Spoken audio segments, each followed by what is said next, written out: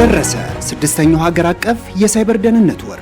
የኢንፎርሜሽን መረብ ደህንነት አስተዳደር የሳይበር ደህንነት የዲጂታል ኢትዮጵያ መሰረት በሚል መሪ ቃል ከጥቅምት 1 እስከ ጥቅምት 30 በተለያዩ የንቅናቄ መድረኮች፣ በፓናል ውይይቶች፣ በግንዛቤ ማስጨበጫ ፕሮግራሞች፣ በሲቲኤፍ ውድድሮችና በሌሎች የሚዲያ ንቅናቄ ፕሮግራሞች ይካሄዳል። የኢትዮጵያ የዲጂታላይዜሽን ጉዞ በጠንካራና ይበገሬ የሳይበር ደህንነት አቅም ይገነባል። በሰው ሰራሽ አስተውሎት ዘመን የሚከሰቱ የሐሰተኛ መረጃ ስርጭቶች፣ በዲጂታሉ ዓለም ያለ ከፍተኛ መጭበርበር ወይም ዲጂታል ፍራውድ፣ በሌላም በኩል ሀገራችን የያዘችው የዲጂታላይዜሽን ጉዞ በሳይበር ደህንነት ወር ይቃኛሉ።